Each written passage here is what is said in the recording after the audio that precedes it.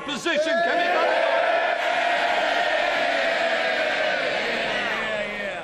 you... Mr. Speaker, can I thank the Prime Minister for his almost warm welcome? And can I also echo the comments that he has made? It is an immense privilege and the honour of my life to lead the Conservative Party. And I look forward to joining him at the Cenotaph this Remembrance Sunday. As leader of His Majesty's opposition, I will be taking a different approach to the last opposition by being a constructive opposition.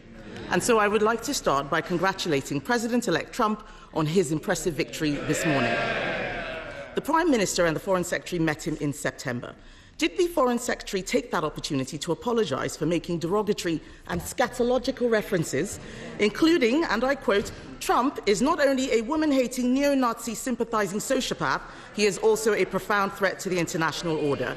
And if he did not apologise, will the Prime Minister do so now on his behalf?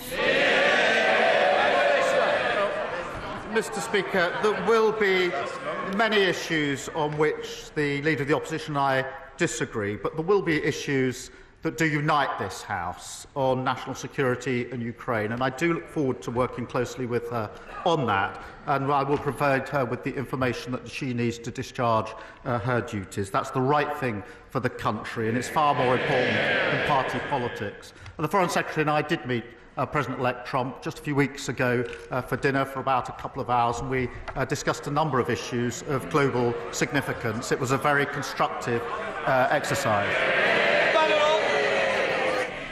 Mr. Speaker, the Prime Minister did not distance himself from the remarks made by the Foreign Secretary, and I'm very sure that President Trump will soon be calling to thank him for sending all of those North London Labour activists to campaign for his opponent.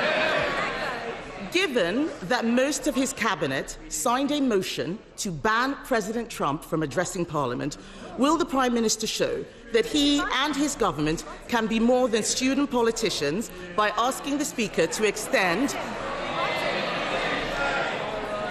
Can they show that they can be more than student politicians? Order. Mr. Perkins, I don't need to anymore. Your voice curries, it's like mine, too loud. Thank you, Mr. Speaker. Will the Prime Minister show that he and his government can be more than student politicians by asking you, Mr. Speaker, to extend an invitation to President Trump to address Parliament on his next visit? Mr. Speaker, the Leader of the Opposition is giving a masterclass on student politics. Seriously, Mr. Speaker, we live in probably a more volatile world than we've lived in for many decades. It is absolutely crucial that we have a strong relationship, that strong special relationship forged in difficult circumstances between the US and the UK. We will continue to work, as we have done in the 4 months in government, on issues of security, our economy and global conflict. Mr. Speaker, he does not answer the questions, just read the lines the officials have prepared for him. It doesn't sound like he wants to invite President-elect Trump to Parliament. He needs to look after the special relationship. The US is our single biggest trade partner. Given the risk of increased tariffs on UK exports, which threaten our manufacturing sector, will the Prime Minister commit now to continue the negotiations on our free trade agreement with the US, which the Biden administration cancelled when they came into office?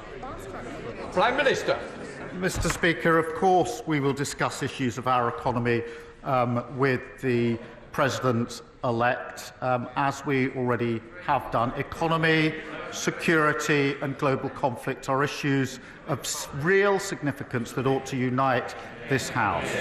But when it comes to the economy, what we've done with our budget is to fix the foundations after 14 years of return to economic stability. Of the £23 million black hole. We've protected the pay slips of working people. We've done the single biggest investment in our country for a generation in the NHS, in schools and homes. We've given a pay rise to the 3 million lowest paid.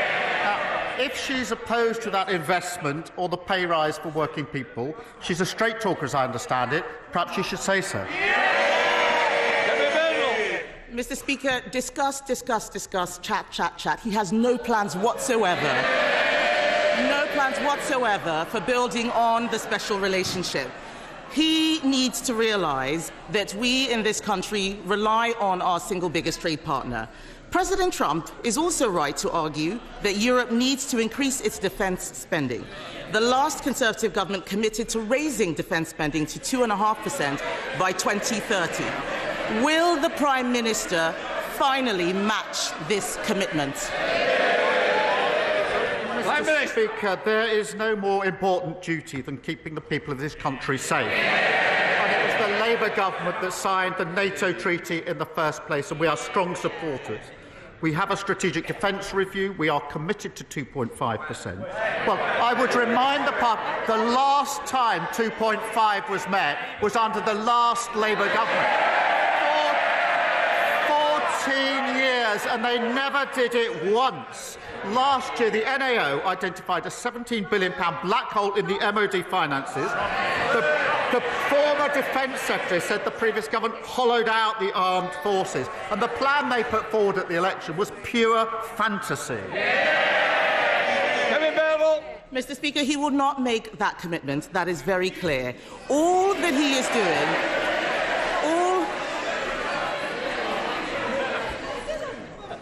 I'm going to hear the questions. If the people who don't want to hear it, they can leave now. Come on.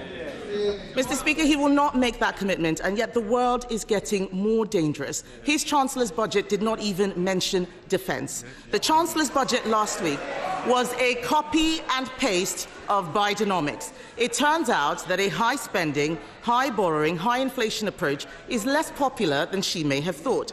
May I suggest he now urge her to change course, or is he determined to be a one-term leader? Prime Minister. The one thing I learned as Leader of the Opposition is it's a good idea to listen to what the government is actually saying. I think she just said that defence wasn't mentioned in the budget. It was 7 days ago that it was absolutely clear and central to the budget, as was economic growth. We are fixing the foundations. We're giving a pay rise to millions of people. We're picking up the mess that they left, $22 billion, and a tax rise and a pay rise for working people. And I haven't heard yet her welcome that pay rise for the 3 million lowest paid workers. Does she now welcome it to stick to her previous policy that it's excessive? Mr. Speaker, I was the one who raised the minimum wage last year as Business Secretary. I have a strong record on this, but we need to make sure that we balance the books. His scripted lines are showing that he has not even listened to the budget himself. So I will try a different question. Perhaps he can give something that is unscripted to the people watching. Farmers across the United Kingdom... Mr. Speaker. Order! I don't need any help. Can I just say, if somebody wants to leave, I'll be helping them do that. I'm going to hear the question, and I certainly want to hear the answer as well. So please, let's have some courtesy. Mr. Speaker, we have heard him repeat the lines on the television, fixing the foundations and so on. But what does he say, over and over again, but what does he say to farmers who are facing uncertainty about their futures as a result of the increased taxes announced by the Chancellor? I am very clear that we would reverse Labour's cruel family farms tax. What can he say now to reassure the farming community, who provide security for the whole nation? Prime Minister. I'm happy to help the Leader of the Opposition. If she's going to complain about scripted answers, it's probably best not to read that from a script. What I will say about farmers is this.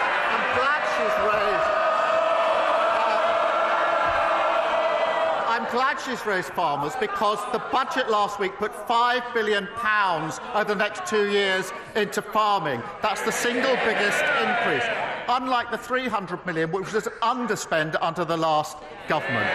And when it comes to inheritance, the vast majority of farmers will be unaffected, as she well knows, as they well know. But that budget was about fixing the foundations, fixing the whole 22 billion that they left and investing in the future of our country, investing in our NHS, investing in our schools, our hospitals and our homes. And I'm proud that that's the investment work. And if they oppose it, they should go out there and tell their constituents they're against that investment in the